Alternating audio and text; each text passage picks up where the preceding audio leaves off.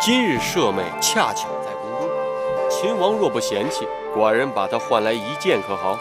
嬴驷三生有幸，愿一睹嫡公主风采。请淑公主来。是。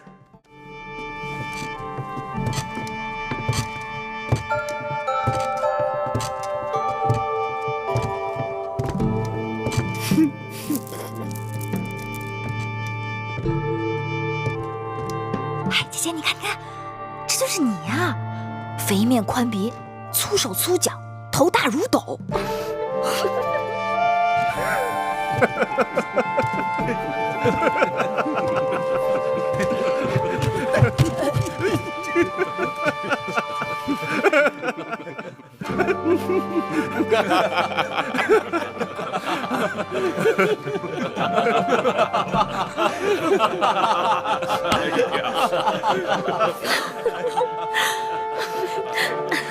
你看，他胖的都没下巴了。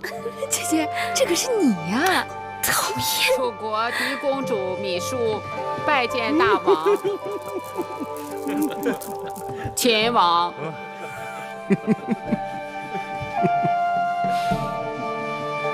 今日嬴驷大开眼界，令妹果然天赋迥异，四德绝佳。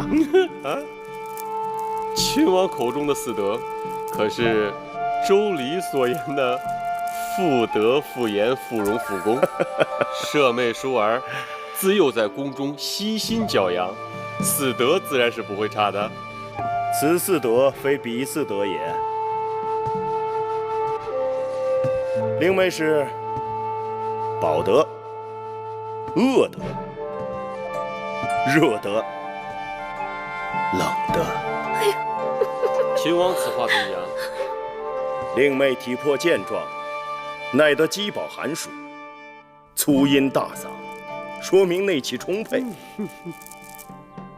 再看双手，寻常宫中女子都是纤纤素手，青葱玉腕。令妹之手却粗壮、红润、有力。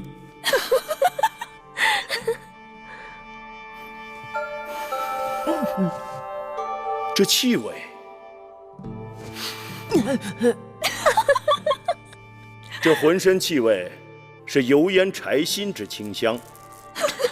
齐公主该是精于煎熬繁制之烹饪高手。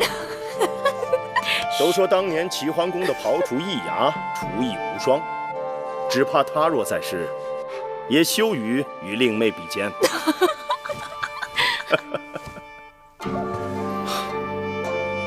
秦王真是说笑了，淑儿先下去吧。是。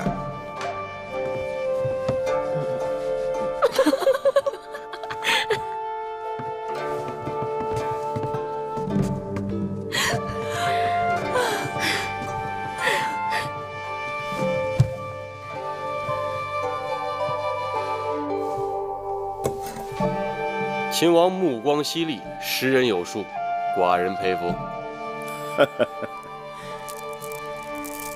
本王与楚王之嫡妹果然有缘，望楚王能成人之美。秦王，你当真要娶那个她吗？既然她就是楚王的嫡妹芈姝，本王别无他求。这大殿之上，君子一言，可不能反悔啊！那是自然。本王要娶的就是楚国嫡公主芈姝。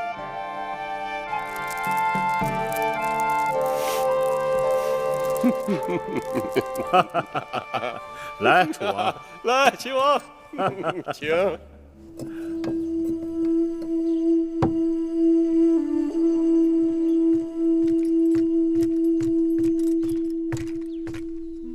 王兄，咸阳送来大良造公孙衍的急信。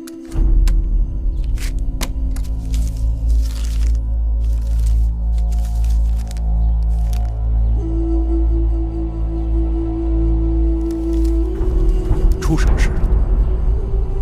年初，义渠国那边旧王病故，立了新王翟离。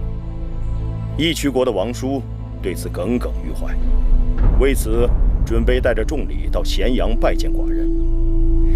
义渠国年年搅扰我大秦边境，是寡人的心中大患。公孙衍提议借义渠内讧之机，灭掉他们的气焰。看来寡人不得不马上离开郢都，回咸阳一趟。但这秦楚联姻之事，楚王已经答应将嫡公主芈姝许配给寡人，寡人正好回咸阳，在六国结盟之前，准备一份厚厚的聘礼送到郢都来，看那楚王如何收场。王兄，那贾芈姝实在是丑得吓人呐！放心，只要那楚王有胆量嫁，寡人就有胆量娶。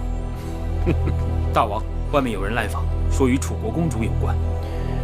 我去看看。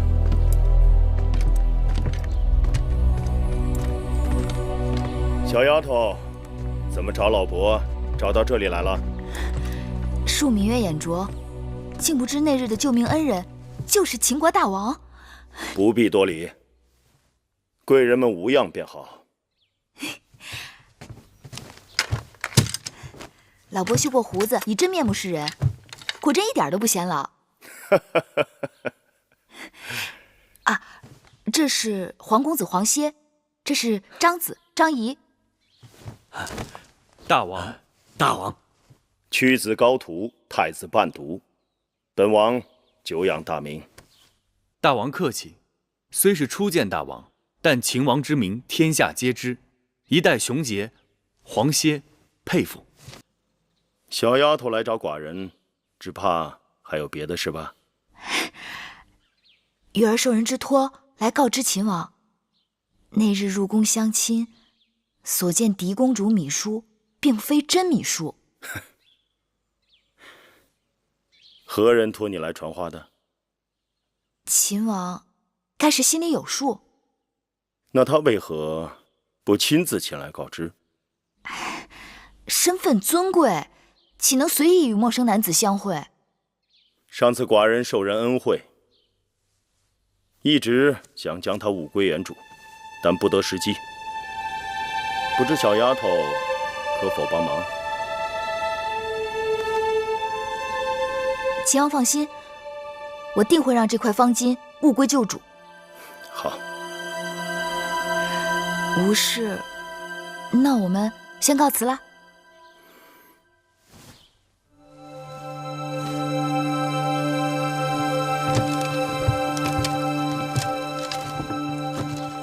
哎，张子，张子，不与我们一同走吗？我可以走，但只怕我这一走，有人会错过一个人才，错失一次良机，那事情可就大了。所以，你们先啊。啊，那我们先告辞了。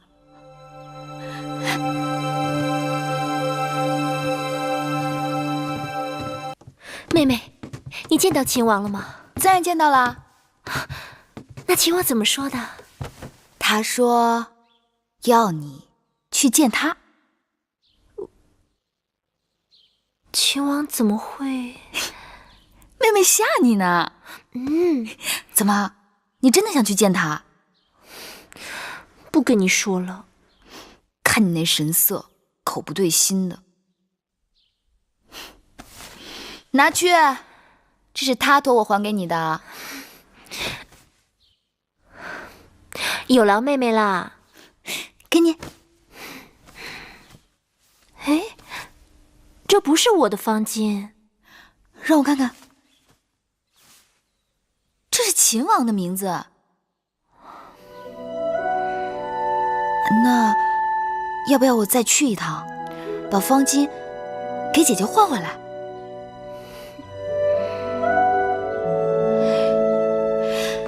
这么说，是郎有情，妾有意了。人是你去见的，方巾是你拿回来的。你要再这样，我去找母后评理。评理我倒是不怕，左右不过是一顿打罢了。只是可惜了这一桩好姻缘啦。那这方巾我不要了。不要了？不要？那我也不要了，我扔了。我扔了。嘿，姐姐，可惜了谁的好姻缘呐？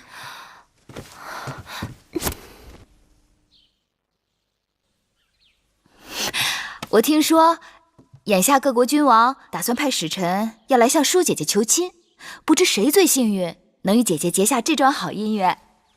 哦，原来如此啊！妹妹人品出众，我也是好奇的很呢。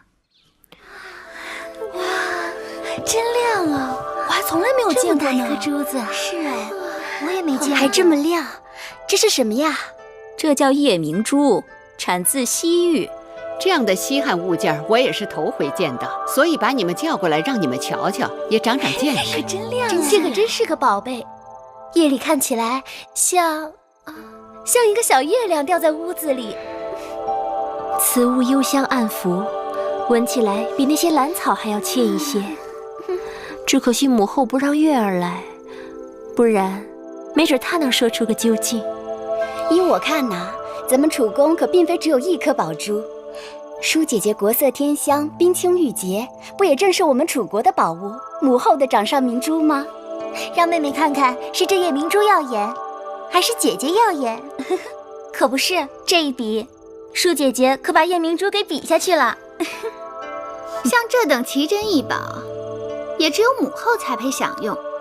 若不是寿山福海，哪儿镇得住物宝天华？母后，您说是不是？瞧这张小嘴，快赶上八哥了。天气这么热，都这么晚了，我还真有些烦了。是，我们赶紧回去吧。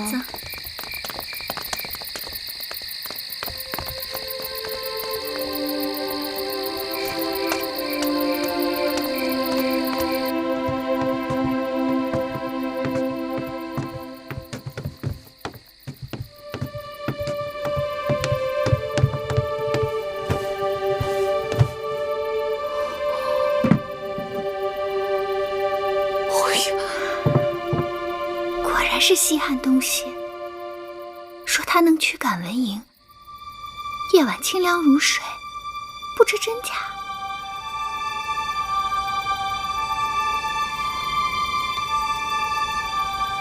不如让我拿回去试它一试。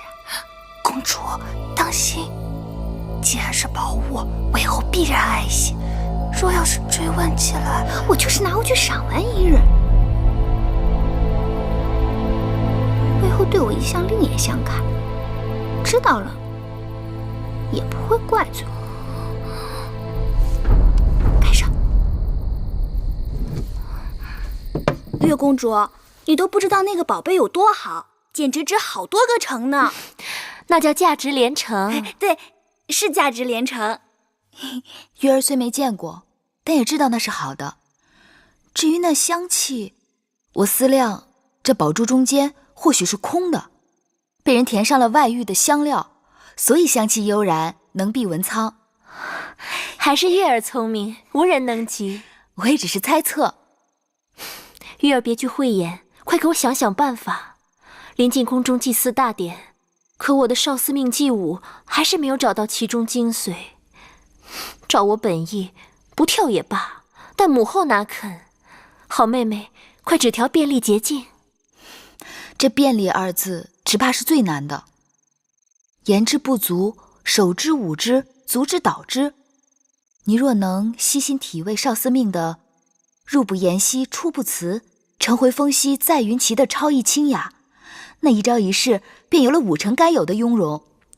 要不，明日清晨，你我一块儿去荷花池边走走，看看风过荷叶，日映荷花，诗从自然，或许能有更好的感悟。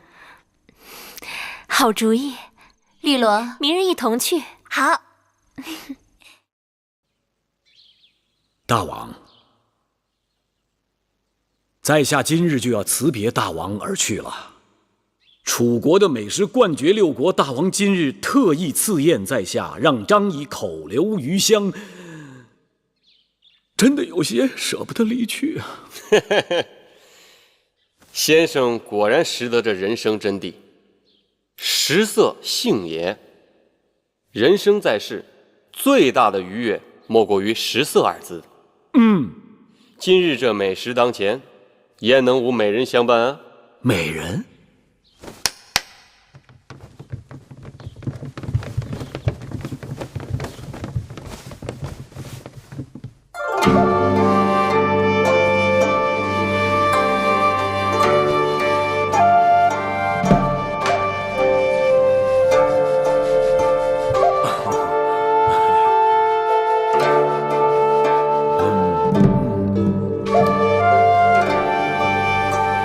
好了，先不跳了，你们去陪张子九喂张子石。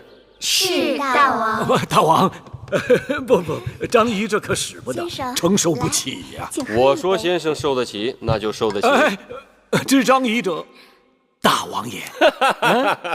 好。大王吃个果子吧。好。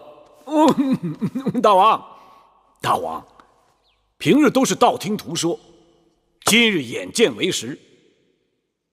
楚国的美女果然是如云如林呐。张子谬赞了啊，这只是我楚宫里的平常颜色。这些还平常颜色？那难道后宫里藏有夏姬庄姜不成？不瞒，禀报大王，南后求见。他来干什么呀？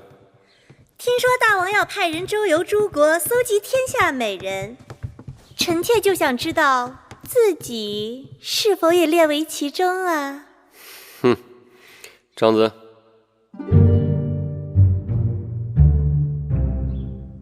张子，张子，在下失礼，在下失礼。张子，你刚才行为为何如此怪异啊？敢问大王，眼前这位夫人何许人也？寡人的宠妃南后郑袖。在下惭愧，在下无知，在下井底之蛙，在下真的是对不住大王啊！我不是，这张子，到底是怎么一回事？你跟寡人说清楚。大王，在下在大王面前夸下海口，要为大王寻访绝色美人，可方才一见南后，我就知道我大错特错了。我张仪想来也是游遍列国之人，但从未见过一个人的容貌能和南后比肩。你说张仪的见识如此浅薄，竟然不知道天下最美的女子就在楚国的王宫里。该死！张仪向大王请罪。张仪，大王嘱托在下寻访美人之事，恐怕有负重托，办不成了。你呀，就是见识浅薄。寡人就想嘛，这天底下还有什么好东西是我楚宫没有的呀？那照先生刚才这么说，这天下第一美人就在寡人身边了。确定无疑。好，那你就快跟寡人讲讲，寡人这爱妃怎么就成了天下第一美人了呢？大王请看，南后这一对眉，仿若一带远山；这一双目，有如卷上点漆；耳鬓柔弱，脖颈修眉，此乃孤品，不是天下第一美人，又作何解呀？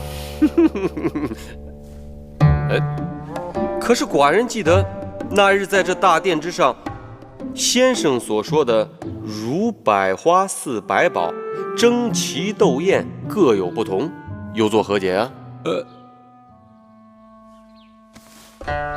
在下无言以对，这就将大王所赐千金即刻退回。哎，千金嘛，区区小事，寡人既然赐予你了，哪还有收回的道理啊？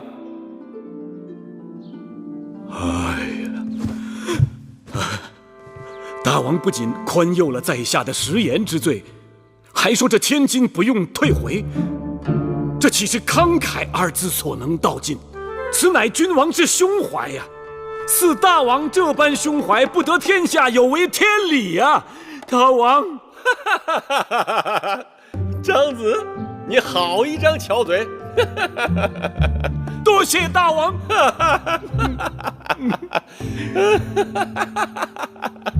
没想到这个张仪说起话来口吐莲花，但论起见识，倒也稀松。今日还是爱妃让他见识了什么才是天下绝色。大王竟拿臣妾打趣。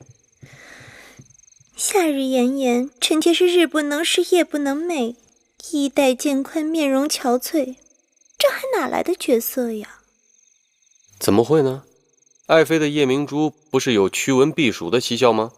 正是因为听说那夜明珠有奇效，前2日幕后派人来把那夜明珠取走，拿去把玩了。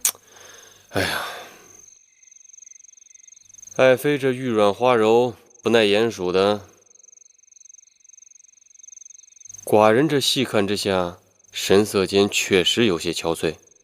这样，明日寡人就让人从母后那儿把夜明珠给你取回来。谢大王对臣妾的体贴。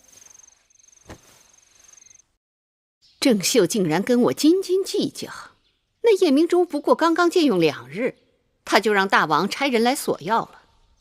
微后若想留下夜明珠，不用理睬他。大王一向孝顺，微后可对大王明说就是。郑秀整日狐媚大王，若真与他争执，只怕弄得大王两头为难。算了，还是把夜明珠给他拿回去吧。是。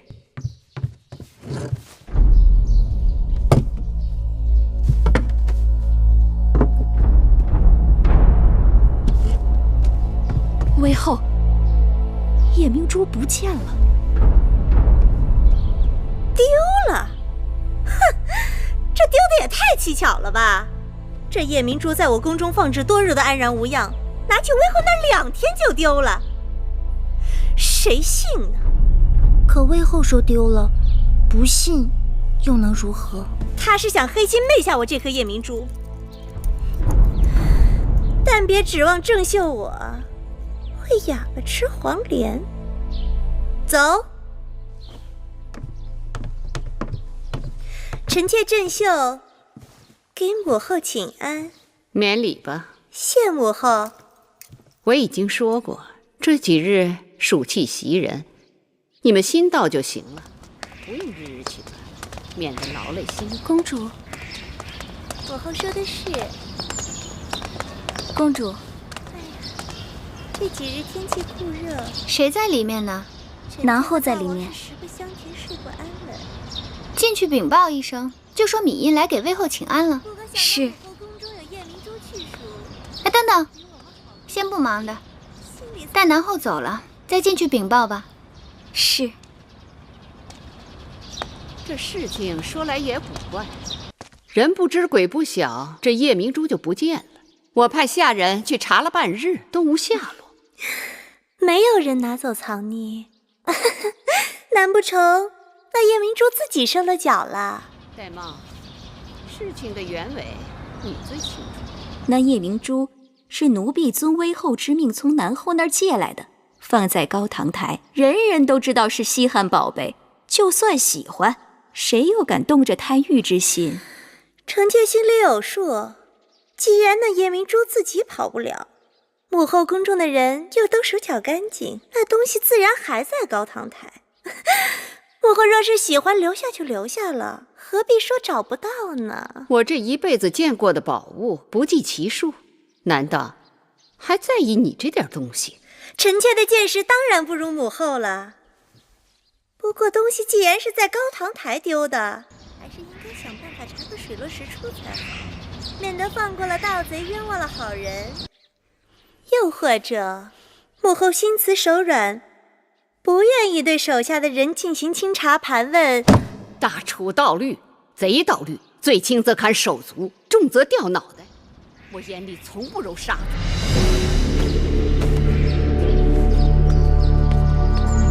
公主，我还有些急事，回头再来吧。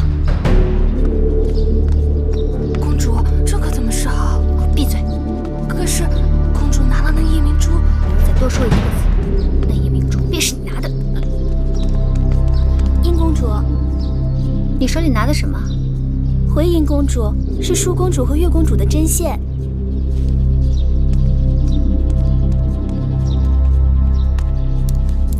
绿萝，我刚才在来的路上掉了一个耳环，你可碰巧看见？回殷公主，刚才奴婢一直和月公主、舒公主在一块儿，没有看见。那是我娘亲留给我的遗物，甚为珍贵，也不知掉到哪儿去了。既然如此，那奴婢帮公主找找吧。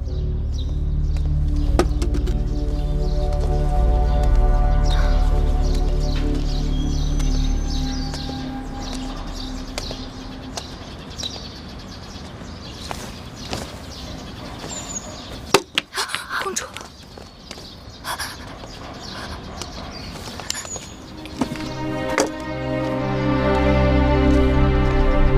绿萝，算了，可能是我记差了，我可能是掉到寝宫里了。灵儿，跟我回去再找找。殷公主，那东西与我性命一般，你还当个什么？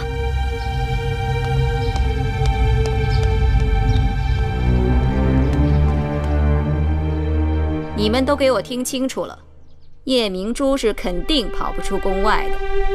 东西要是现在交出来，微后责罚的只是你一个人；若是被我查抄出来，那受牵连的就是你们全家。我使唤了你们多年，竟不知你们当中有做贼的。今日若不查出来，就坏了我高堂台的名声。永香令，微臣在。你给我一个个去审，就算剥了他们的皮，也要给我审出个结果。是。都给我起来，老老实实的走吧。这可不是我的，赶紧走。进了永巷，事情自然就清楚了。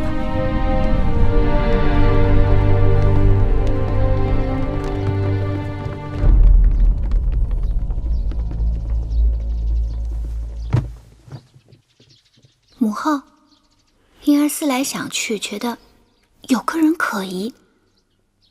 什么人？昨日午后，婴儿曾见过有个人来过高堂台，当时并未留意，但此刻想想，着实该有几分嫌疑。贱人生出来的只能是贱人，想来我待你不薄啊，让你跟着舒儿也学点长进。你倒好，竟然胆大包天，敢偷走我的夜明珠。任是金山银山摆在我面前，我都不会动心，更何况什么夜明珠？魏后，万不可借此羞辱我和我娘亲。还敢跟我顶嘴？玳瑁，给我掌嘴！是。母后，母后，求你饶了他吧。打！母后，我求你了。玳瑁，你先退下。凭空说我偷盗，拿来证据。今日我是人赃俱获，你想赖是赖不掉的。婴儿，魏后，昨日午后，婴儿是和侍女灵儿一起看到的。灵儿，说，你都看到了什么？婢子，你到底看到了什么？婢子，婢子。来人，把这个贱婢给我拉下去掌嘴。说呀！魏后，魏后饶命！昨日婢子陪着殷公主站在那儿，看到月公主从正殿前走过去，别的婢子真的不知道了。灵儿眼拙，但本公主眼不拙。月公主分明不仅从正殿走过，还慌慌张张地走进去，又走出。胡言乱语！昨日午后，我与舒公主一起去了后花园的荷花池，回来后从未进过正殿。你说你见我进了正殿，我何时进去，何时出来？出来后又见了何人？去了何处？休要狡辩！叶明珠藏于你房里，证据确凿，我不得不惩前毖后，以正后宫纲纪。论罪，本该赐你一死，但念你是先王之女，暂且关入永巷，明日去衣杖摆，再施月刑。别说砍去芈月双脚，就是碎尸万段，没有偷，就是没有偷。且等明日，我看你的嘴还有多硬。母后，此事定有误会。昨日一整日，月儿确实与舒儿在一起，叶明珠之事与她并无干系。捉贼拿赃，你不要再为他开脱了。我不是为他开脱，我说的是事实。我这么做也是不得已，杀一儆百也是为了你们好，免得你们被这个贱人都给带坏了。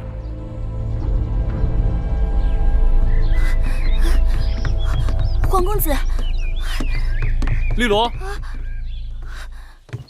何事让你如此慌张？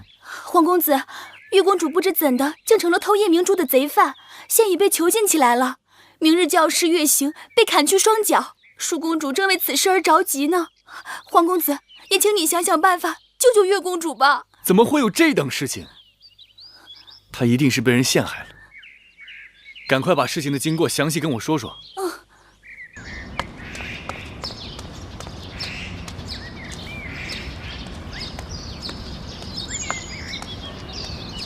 皇公子，你找我啊？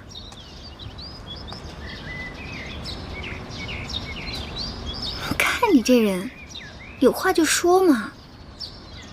是你拿的夜明珠？是或不是？是又怎样？不是又怎样？你拿了就拿了，为何要栽赃别人呢？怎么？微后明日就要砍去芈月的双脚，让你心疼了？你也是女儿家，你的心怎么能如此之狠呢？月儿从来没有碍过你的事儿，你为何要这样对她？说起来，事情落到她身上也是碰巧了。不过，她的确碍了我的事儿。月儿爱你何事了？皇公子说过，你自小只喜欢芈月一人，她若从此不再出现了，你是不是就可以去喜欢别人了？殷公主，你把月儿害苦了，我就算是今生不娶，也不会对你有半点情意。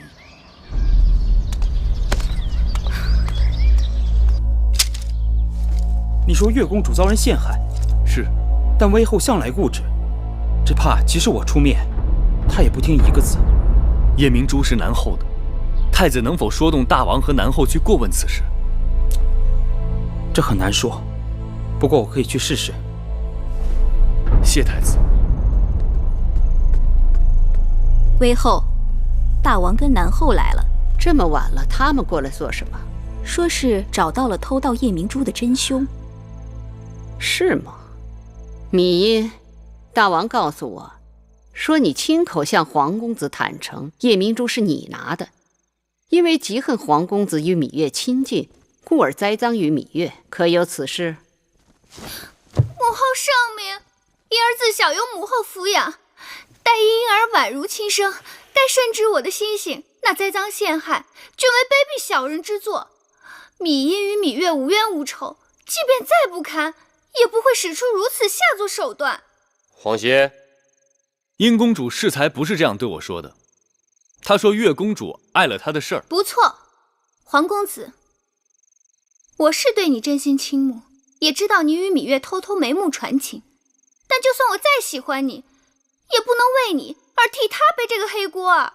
殷公主，你也算是王室血脉，你怎可满嘴胡言，出尔反尔呢？皇公子用不着气急败坏，芈音没有做过的事情，如何承认？你们二人到底孰黑孰白？月公主被人陷害，大王明察。大王母后，婴儿冤枉，被人诬陷。爱妃，你看这……依臣妾看，这两人当中，定有人是在诬陷别人，也有人是被人诬陷的。都是些没用的废话。母后圣明，应当比臣妾心里有数。苍天在上，皇歇所言字字是真，望大王威后彻查。你们各持一词，我怎样彻查？既然那夜明珠是在月公主的针线篮子里被发现的，而那针线篮子是月公主和舒公主做完针线由绿萝送回各自房间的，除非威后以为这夜明珠是舒公主和绿萝放进去的，不然那只能说明在针线篮子交到绿萝手上之时，那夜明珠并没有在篮子里。针线篮子被送到月公主房间不久，威后便派人查抄了她的房间，找到了夜明珠。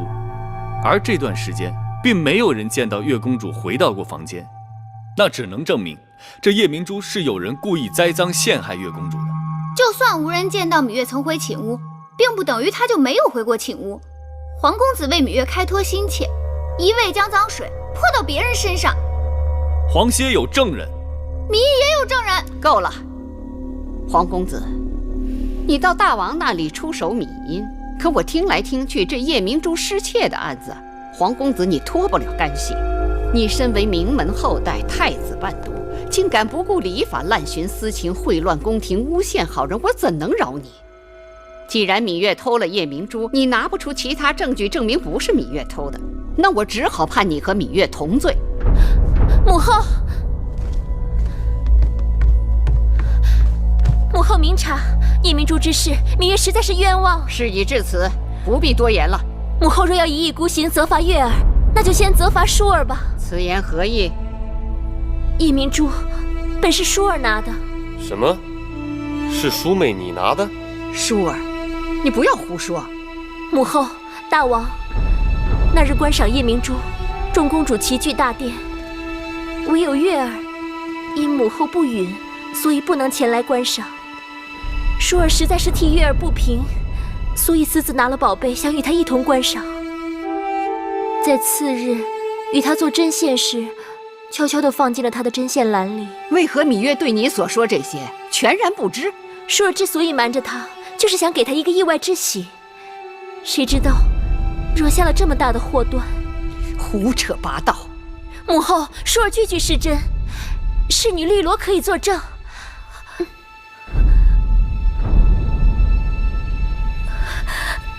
舒公主说的的确都是实情。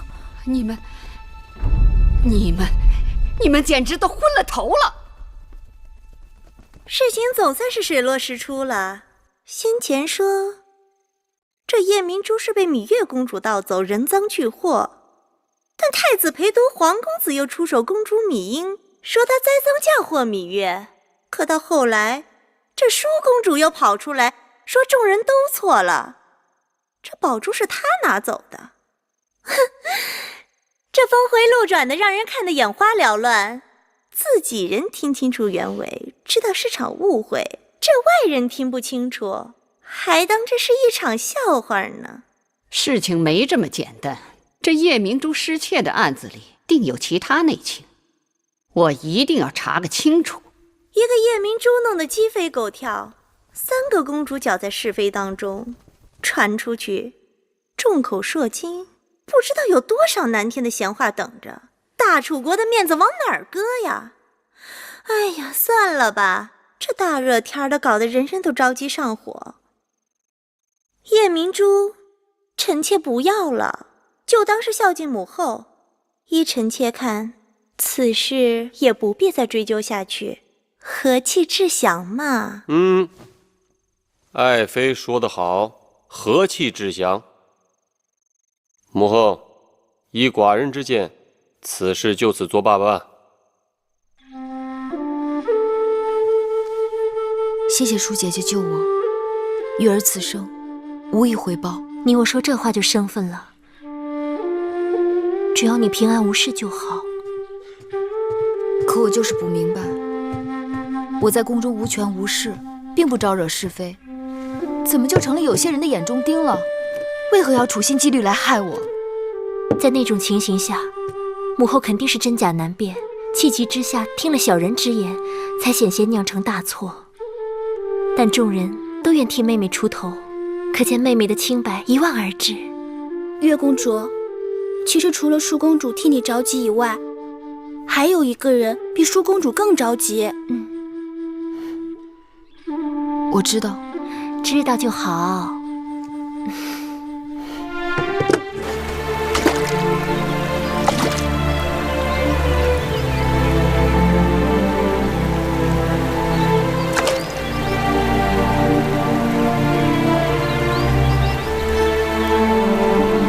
又让你为我担心了。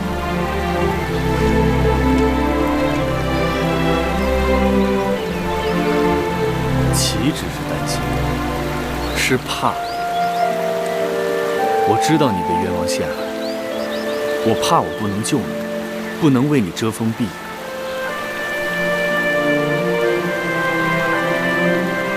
坐下来。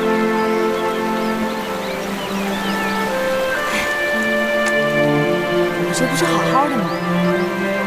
好好的，差点脚都没了。是啊，我若是没了双脚，如何洗衣做饭，如何照顾2个弟弟？还不如死了痛快，免得拖累他人。这是什么话？你若没了双脚，我替你洗衣做饭，我帮你照顾弟弟。且不说没了双脚，退1万步，仅仅脸上一个刀字，就会吓跑所有人。那就让他们退避三舍，我在这里陪你。你真不嫌弃我丑劣不堪？无论何时何地，何种情景，你在我心里都是茂美如花。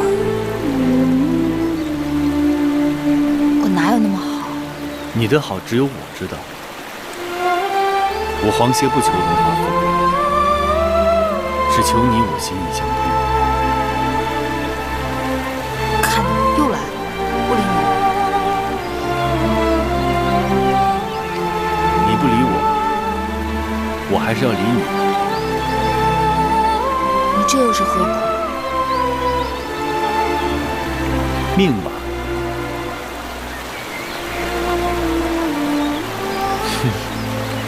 米音，有什么话就说出来，别跟我吞吞吐吐的。那日黄歇诬告婴儿，婴儿的确委屈。那日事情真相如何，你我都该心里有数。算了，我也不打算追究了，只是希望你今后做事不要再自作聪明。母后说的是。嫣儿，你过来。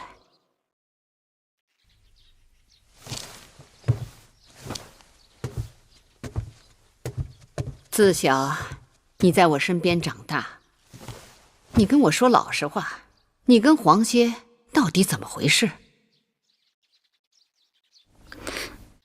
那黄歇看得出你对黄歇有情，男大当婚，女大当嫁。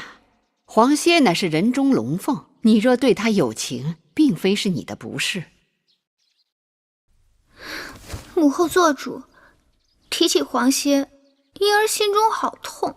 你也是个伶俐的女子，明明知道黄歇对芈月有情，为何痴心不改？那是因为芈月蓄意蛊惑，若没有她，黄歇自然心意就转了。男女之间讲的还是缘分，你和黄歇是否有缘，还要看你以后的作为。母后待婴儿情意深重，婴儿早已经把母后当成自己的娘亲。话说到这份上，我就让你留意一下你那叔妹妹，她天性纯良，易被人诓骗。芈月心思诡秘，经常在她身边，弄不好就把她带坏了。我就把你当成自己的耳朵和眼睛，凡事多留个心眼儿。母后的话，婴儿记下了。秦王匆匆离开郢都，只怕是骑虎难下，知难而退了。当日寡人想用那丑厨娘给秦王个难堪，谁料想那秦王竟然顺水推舟，得知他弄假成真要娶厨娘时，让寡人着实尴尬了一下。现在好了，解围了。秦王求亲，剑指6国结盟，合纵在即，诸国当中赵国、燕国、齐国都有与我大楚联姻之心。大王不妨在这些君王当中，与公主挑选一位佳婿。提起联姻，眼下除了秦王，其他5国都只是嘴上说说而已。大王不妨暂时与秦王周旋，这也是一种策略。谁讲诸国只是嘴上说说？昨日魏国的使者已经抵达郢都，给大王带来了诚意。什么诚意？美人，魏国绝色美人。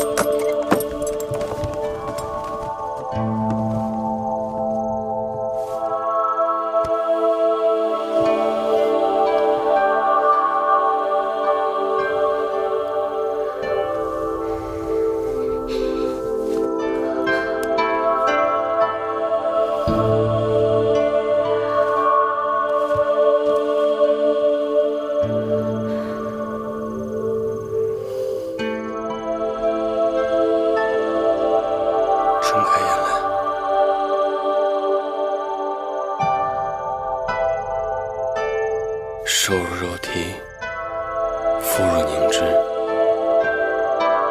寡人直到今日才晓得，什么是闭月羞花。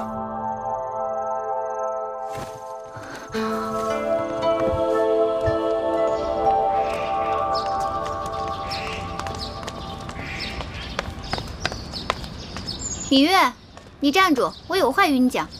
我与你无话。站住！那日的事情，你恨我也罢，不恨也罢，反正我们已经是仇人了。我这里有2句话要与你讲清楚。你要是识相的话，以后就离黄公子远一些。黄公子一群之才，前程远大，与你来往，少不得会沾了你的晦气。唉，真是愚不可及。你竟然辱骂我！我也是适才刚刚察觉，我与黄公子真是天造地设，情投意合，只怕以后要多多来往了。你曾说过，你对黄公子根本无意。那是无意，此刻却有了，你能如何？你竟然言而无信！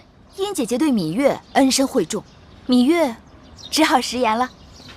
你给我站住！我的话还没说完呢，你去哪儿？我去哪儿？我这就去找黄公子啊！站住！你别老笑啊！你快说，你怎么跟他说的？我对他说，我与你情投意合，只怕以后要多多来往了。你可不知道，当时芈燕气的那模样。你说你跟我情投意合？对啊，我就这么对他说的。月儿，你可终于明白我了。我早就明白了，你对我好，让有些人看得眼红，气得肚子疼。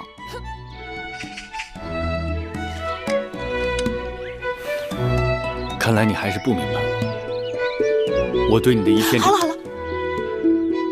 好了，我知道了。你知道了？真知道了？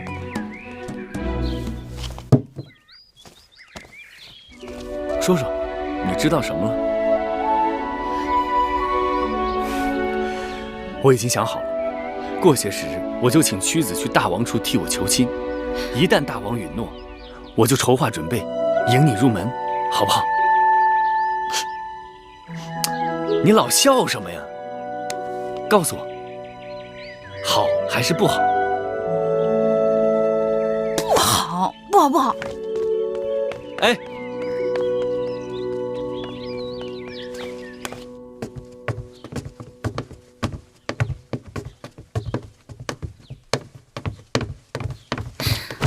拜见母后。哟，这是怎么了？禀报母后，婴儿要告发奸佞之人。出什么事了？起来，慢慢说。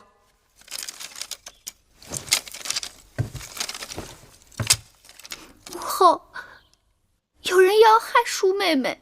谁这么胆大妄为？就是那个芈月。不久以前，那芈月偷跑出宫去见秦王，并主动替秦王传递书信，鼓动诱惑舒妹妹与秦王私定终身。此事重大，不可信口雌黄。婴儿有证据。婴儿曾见到舒妹妹手中有一块方巾，那是秦王赠给舒妹妹的定情之物。你们若不把舒公主那日出宫的行踪给我说清楚，我定让你们一个个生不如死。为后饶命！想活命的讲实话。那日奴婢们在织坊门外等着公主，舒公主只跟绿萝姐姐一个人交代了几句。绿萝，为后明察，那日奴婢并没有随舒公主和月公主进织坊。把这贱婢拉下去，乱棍打死！为后饶命！那日舒公主进织坊前，跟奴婢说让在门口等着，奴婢并没有见他们从门口出来，想必是从后门出去了。奴婢对他们的行踪确实不清楚啊。永香令，这个贱婢不见皮开肉绽，她是不会讲实话的。微后放心，带走。为后饶命！奴婢真的不清楚，奴婢真的不知道。为后饶命！禀报魏后，果然在舒公主的装匣里找到了一块男子方巾。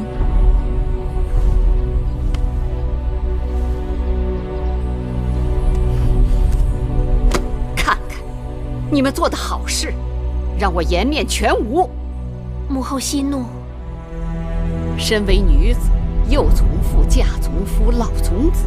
你是楚国嫡公主，怎可不顾羞耻，自降身份对秦王趋于迎合，勉强以就之？自小我就把你当作掌上明珠，锦衣玉食，指望有一日你能嫁个好夫君。你倒好，自甘堕落，自入沟渠，真是气死我了。魏后错怪舒姐姐了。那秦王有情有义，那日舒姐姐出宫碰上越人行凶，若不是秦王拔剑相助，就几乎丢了性命。姐姐对他也只是倾慕而已，并无苟且之事。芈月，你给我放规矩点，我还没找你算账呢，你就猴急着跳了出来。舒儿向来循规蹈矩，对我的话言听计从。这事儿要没有你这个贱人在中间作怪，他绝不会一意孤行，误入歧途。母后明察，此事与月妹妹并无干系。我心里明镜似的。芈月年纪虽小，但她卑劣龌龊，寡廉鲜耻，不是她的挑唆。你怎敢与秦王私定终身？母后该知道，秦王已向大王请婚联姻，要迎娶舒儿，也得到了大王的首肯。你不要一厢情愿，大王答应的只是把那个丑厨娘嫁给秦王，绝非是你。何况我也听说那秦王得知丑厨娘的真相，已仓皇离开郢都。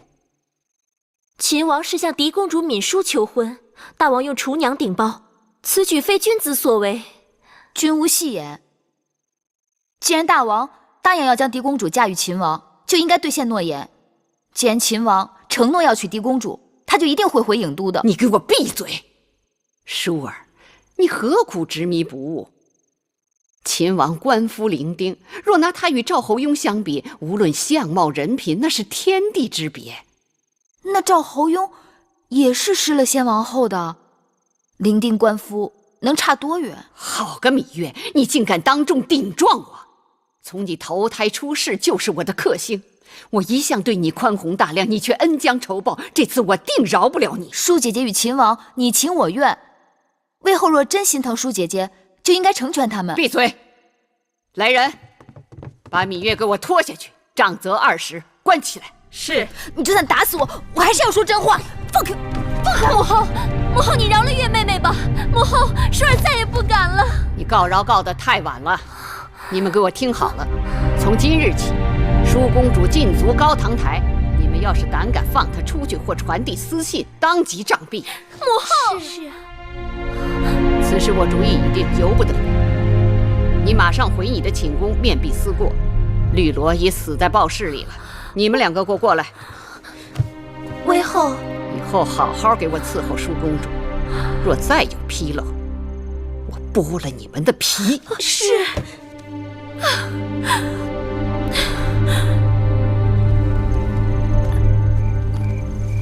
哎呦，哎呦，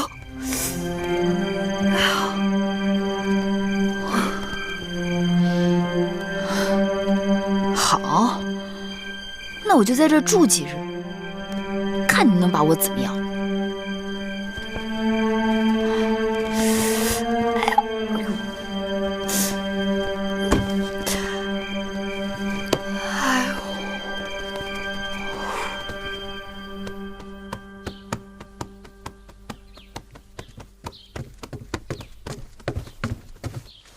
南后，晋上大夫来了，让他进来。是。晋上拜见南后。赐座。莲儿，给晋大夫烹茶去。是。大王已多日不到我这里来，晋大夫也没了人影。难不成我这宫里养了吃人的老虎，都让你们躲避三舍？南后说笑了，大王忙于国事，晋上也是四处为南后寻找这世间稀奇之物，没有能拿得出手的东西，晋上怎敢来拜见？哦，这么说，稀奇之物今日是有了。拿上来。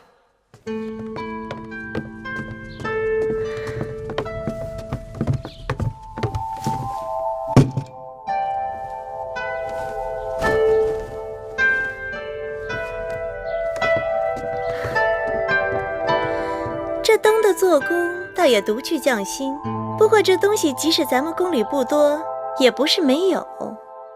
晋大夫怎可夸口说这是世间稀奇呢？南后可曾注意到，此物的材料不一般之处？乍一看像是羊脂玉石，可再一看，又比羊脂玉石更加晶莹细腻。这是何等的奇石，才有这样的品质？南后好眼力，但此物却非奇石所作，乃千岁九尾天狐之骨。莫非这就是传说中有通天之术的九尾天狐？50岁狐能化妇人，100岁狐能化美女。正是。千岁九尾天狐死后，其骨化为美女形态，晶莹细腻，赛过玉石。夜晚点亮，可让宫殿亮如白昼。但这还不是此物的绝妙之处。此物的绝妙之处在于，一旦与烛火接触，它便冉冉溢出甜香，充斥四周，经久不散。而这甜香更是世间绝无仅有之物，最暖男女之情。这么好的东西，我怎么从未听过？晋大夫真是无所不知啊！南后若是喜欢，不妨今晚就试试。大王如今连我的兰桂台都不来了，我点着灯又有何用？是啊，那就太可惜了。晋大夫，我知道大王最近政务繁忙，可无论再怎么繁忙，也用不着常常出宫啊。这里面是否有什么隐情啊？这个，晋上不太通晓。看来这中间的确有鬼。晋大夫，你我相识多年，我也没少给你帮忙。看来今日你是诚心要向我隐瞒实情了。南后恕罪，晋上实有难言之苦。说。此事知情者甚少，若大王知道是晋上多嘴，晋上的脑袋就保不住了。你的脑袋就是我的脑袋，说出来定会有你的好处。你们都下去吧。是。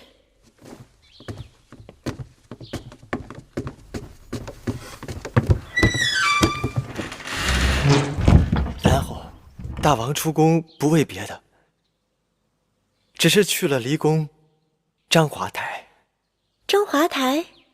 南后可曾听说楚国要与吴国签订盟约？此事人人皆知。大王为五国联盟的合纵长，魏国为讨大王欢心，献上绝色美人。何等绝色？晋上不敢说。这么说，就远超于我了。南后是日月光华，怎好相比？少给我油嘴滑舌，快说。魏国美人是魏国王族，出身高贵倒在其次，论容貌的确是人间极品，有如仙姝下凡。男人看了只有4个字：魂不守舍。那为何后宫无人知晓那魏国美人的一点风声？这是大王怕南后知道了心生不快，所以才传旨赐魏国美人驻章华台。那吴国有心攀附大王倒也罢了，竟然送来美女迷惑大王。一个合纵2字，竟然离间了南后与大王的恩爱。微臣看着，的确是为南后鸣不平啊。好了，我知道了。你下去吧。告辞。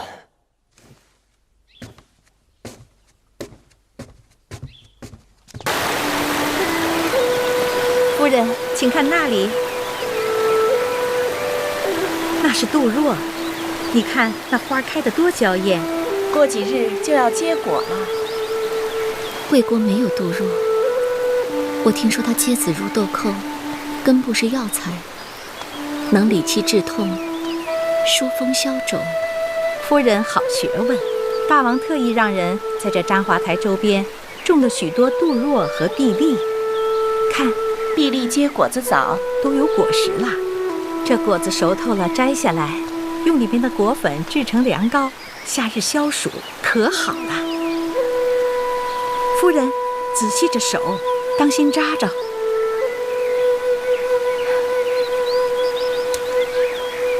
夫人，请看这边，这边是蕙兰，那是紫藤，湖面上还有鸳鸯。这些都是大王叮嘱让微臣置办的。这章华台极尽奢华，但是未免太空旷了。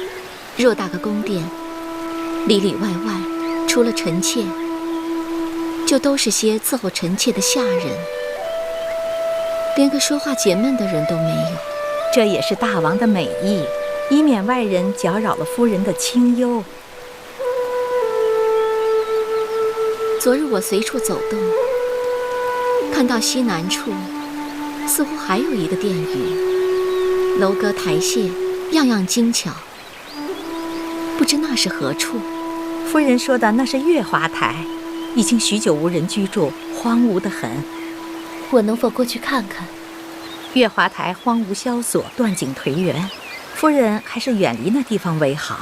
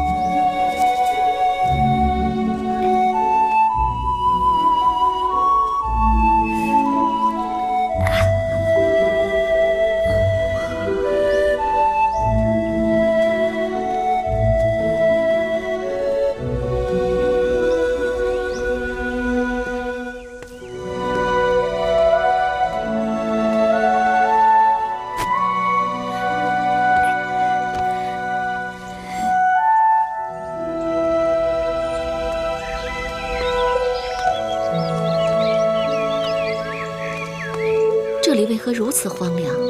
夫人，听说这月华台过去也曾歌舞不休，后来建了那张华台，这月华台也就被割荒了。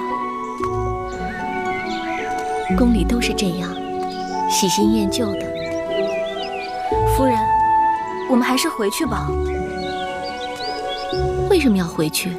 大王若是知道奴婢把夫人带到这儿来，奴婢的性命定保不住了。那你回去吧。可是，奴婢若是把夫人一个人留在这儿，大王知道了，奴婢的性命还是保不住。所以，无论怎样，都是一样的。对奴婢是一样的，对夫人是不一样的。夫人是贵人命，奴婢是贱命。殊途同归，你和我的命都不在自己手里，又有何区别？你这话让人听了真是伤心。你是谁？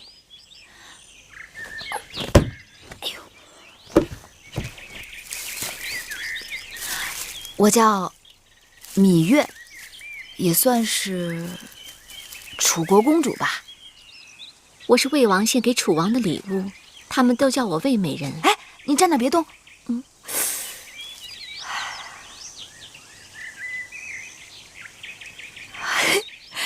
上天恩赐，你真的好美，连上天都会妒忌你的。你别这么说，因为这句话，我从小到大一个朋友都没有。真的吗？说起来，我还是有朋友的。所以啊，我会妒忌你的。哎呦，你怎么了？没什么。其实，你最好还是不知道我是谁。你若是知道了，说不定会后悔跟我说话的。我只知道眼前的这个你，你的昔日和他日，都与我没有干系。遇上你，真是我的幸运。你是不知道我的无奈，自己的命生下来，就已经被别人决定了。就像夜晚的月亮，永远是从东边升起，西边落下，不可能改变。那要看你怎么想了。月亮不也有上弦和下弦，还有15的满月吗？我又不是月亮。嗨，我只是比喻，别那么灰心。人总是有机缘的，虽没有预知，但总有相遇。就像你我这样，交个朋友吧，送给你。谢谢你。